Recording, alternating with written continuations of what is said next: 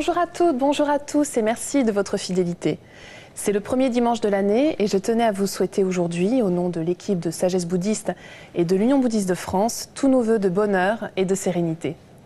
Nous avons décidé de consacrer cette première émission de 2011 sous les auspices de la paix, avec Chant pour la paix, le dernier album de Lama Gurmé et de Jean-Philippe Riquiel, fruit de leur troisième collaboration.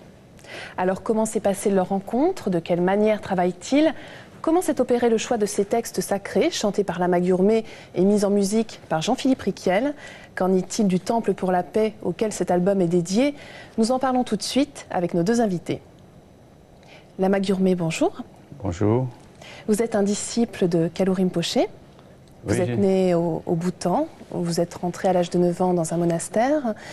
Alors vous avez suivi une éducation religieuse complète, si l'on peut dire, et vous vous êtes également intéressé très tôt aux arts traditionnels comme la musique. Vous êtes arrivé en France en 1974 et vous êtes à la tête depuis donc, la fin des années 70 de Kagyudzong, donc un temple situé à Paris, et de Vajradharaling en Normandie. Merci beaucoup d'être avec nous aujourd'hui, Lama Gurmé. Merci. Jean-Philippe Riquiel, bonjour. Bonjour et bonne année. Merci. Nous vous souhaitons également à tous les deux une merveilleuse année 2011. Bonne année. Alors, Jean-Philippe Riquiel, vous êtes musicien, vous vous êtes initié au piano très jeune, puis vous avez été inspiré plus par les musiques électroniques, je crois, et vous avez collaboré, entre autres, avec donc de grands noms comme Vangelis, Leonard Cohen, ou encore de grandes voix d'Afrique comme Youssou N'Dour. Exact. Merci beaucoup d'être avec nous aujourd'hui. Merci à vous. Alors donc je le disais, c'est le troisième album Chant pour la paix, le fruit de votre troisième collaboration. Mais donc vous avez déjà édité 2 albums auparavant. Donc le premier s'intitulait Souhait pour l'éveil, c'était en 1994. Puis 6 ans plus tard, Peter Gabriel vous a demandé de réaliser un second album intitulé Rain of Blessings, qui a eu un succès mondial. Alors, avant de mieux faire votre connaissance, je vous propose d'écouter un extrait de votre nouvel album. Il s'agit du Mantra du cœur de Padmasambhava.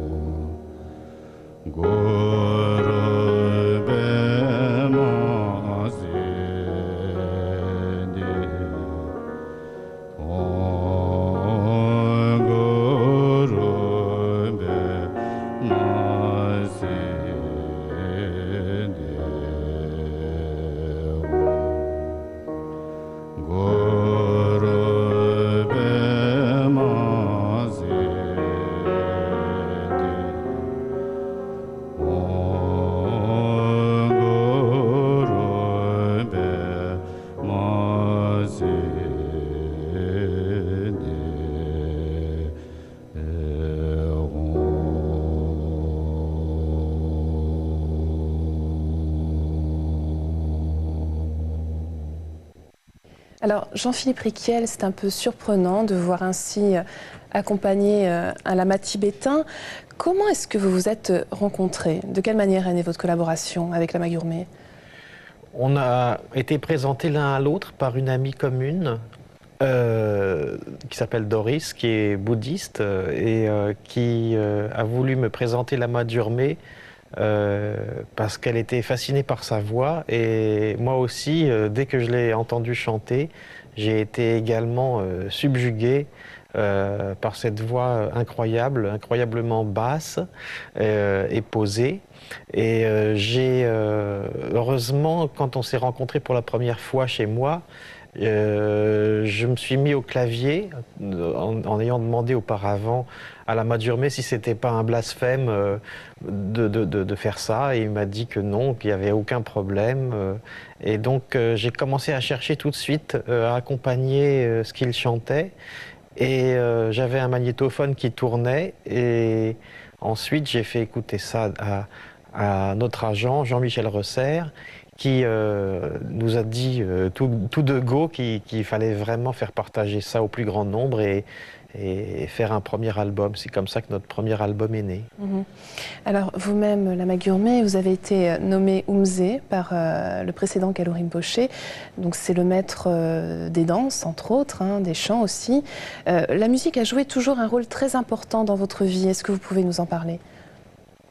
Oui, donc Kalu Rinpoché précédent, après mes études dans le monastère, dont il m'a nommé Oumzé. Donc Oumzé, c'est un titre très important dans le monastère.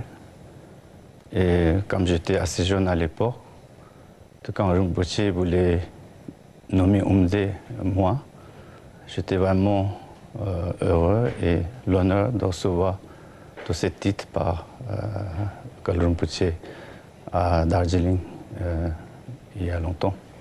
Mais dès que vous étiez enfant, en fait, vous vous intéressez de très près à la musique. Vous nous racontiez que même dans le monastère, quelquefois, vous n'alliez pas en cours juste pour écouter les autres moines chanter. Oui, parce que dans le monastère, à l'époque, on n'a pas de moyen d'écouter musique comme électroniquement, comme aujourd'hui ici. Donc il fallait vraiment aller devant le temple, sur la fenêtre du temple, etc., quand il y a des moments de chant qui sont jolis.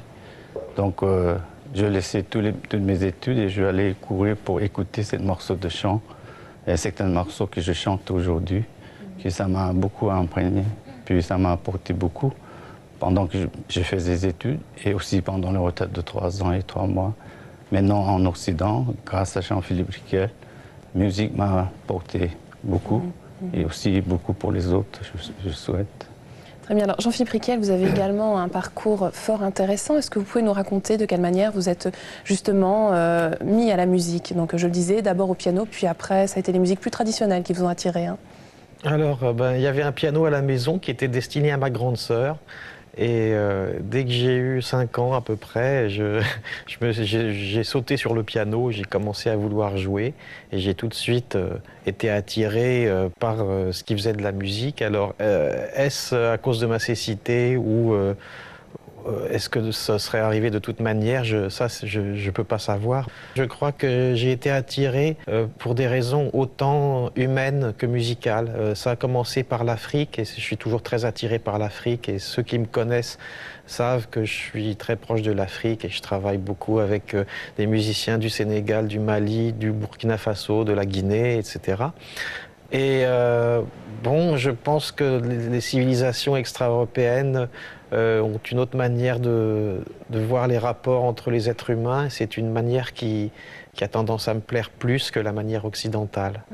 Et puis il y a évidemment la musique qui m'attire, hein, bien entendu. Alors justement, donc avant d'aller plus loin dans cette émission, je vous propose d'écouter un nouvel extrait de votre dernier album, intitulé cette fois-ci Mahakala le protecteur.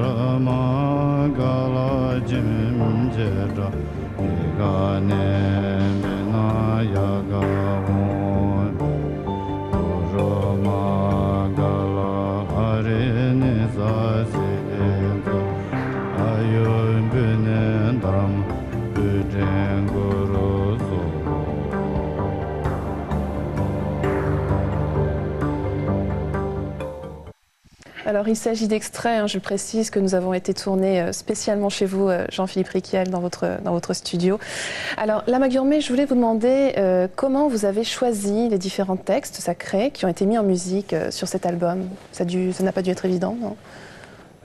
J'ai choisi un prière qui est très important, de cette vers de prière au Padmasambhava, qui est au Tibet, dans le pays des neiges, le matin, quand on commence un rituel et de prier, toujours cette prière qui est le premier numéro. on chante, on concentre dessus. Donc on demande en faisant cette prière, sa grâce, de bénir notre corps et parole, l'esprit, soit en paix. Alors justement, la paix, vous en parlez, cet album est dédié à la paix. Vous-même, vous avez initié la construction d'un temple pour la paix. Est-ce que vous pouvez nous dire 2 mots sur ce projet Lama Gurmé? Oui, et Chant pour la paix, je choisis aussi ce nom par rapport à le public jusqu'à maintenant, qui a dit chaque fois qu'on rencontre quelqu'un qui écoutait notre CD, disait que cette CD nous apporte beaucoup de paix et sérénité et beaucoup de bien-être. Ça soulage de douleur, etc. Donc premier CD, c'était un peu recueillement, aux méditations. Deuxième, c'était un peu joie, en résumé. Et troisième, c'est comme les gens disent que ça, 2 CD a apporté beaucoup de paix. Donc je dis cette CD, on va donner le titre Chant pour la paix, pour première raison. Et deuxième raison, c'est donner ce nom, c'est aussi par rapport à la construction de temple pour la paix. Donc cette CD, de recette de cette CD, moi je souhaite beaucoup que ça aide la construction de ce temple qui est vraiment comme des projets gigantesques un peu par rapport à. Alors nous y reviendrons un petit peu plus tard. Jean-Philippe Riquiel, c'était important pour vous aussi de vous investir dans cette cause? Très important, je pense que le monde est en train de devenir invivable. Malgré les progrès qu'on fait au niveau technologique, l'homme ne progresse pas en sagesse et j'ai l'impression même qu'il régresse. Et je crois que c'est particulièrement important d'adoucir non seulement les mœurs, mais aussi les rapports entre les gens qui ont tendance à se durcir au contraire en ce moment, peut-être à cause de l'écart riche-pauvre qui se creuse sans cesse. Et je crois que tout ce que je pourrais faire pour adoucir les rapports entre les gens, ne serait-ce que de les faire communier autour d'une musique, c'est une bonne chose. Alors, Lama Gurmé, pour revenir un instant sur ce temple pour la paix, est-ce que vous pouvez nous dire rapidement ce dont il s'agit? Alors, il se situerait où? Situé en Normandie, oui. Il y a 28 ans, quand je cherchais un lieu propice pour la méditation, donc on a trouvé dans le village Auberge-le-Pontoux, où il y a une congrégation aujourd'hui. Donc, première fois, en résumé, je demandais à Khalil Rinpoché de faire, dans ces régions, construire un grand stupa, prier pour la paix. Donc, on a fini, c'est le plus grand stupa de France, c'est 23 mètres de haut. Et ensuite, en 1987, dernier voyage de Khalil Rinpoché, je proposais le temple pour la paix. Puis ensuite, on a demandé aussi l'autorisation de sa santé Dalai Lama et tout ça. Nous avons aussi l'aide d'encouragement et de sa bénédiction, tout ça. D'accord. Donc en fait, toutes les recettes de cet album iront pour ce temple pour la paix. Merci beaucoup à tous les deux d'avoir été avec nous aujourd'hui. Merci à vous. Pour poursuivre et approfondir cette émission, je vous rappelle tout d'abord les 3 albums de nos invités. Souhait pour l'éveil, Rain of Blessings et celui qui vient de sortir, Chant pour la paix. Vous pouvez également vous procurer l'album de Jean-Philippe Riquiel et de Moril Kouyaté, Tikinso. Le livre d'un très grand acteur de la paix, le maître indien Satish Kumar, Tu es donc je suis, une déclaration de dépendance aux éditions Belfond, préfacée par Frédéric Lenoir. Et enfin, le très beau coffret de Daniel et Olivier Folmy, Sagesse de l'humanité, aux éditions de La Martinière. C'est la fin de notre émission. Vous pouvez la revoir pendant toute une semaine sur le site internet de France 2, rubrique Tous les programmes et Chemin de la foi. Merci à tous de votre fidélité. Je vous souhaite à nouveau une merveilleuse année 2011.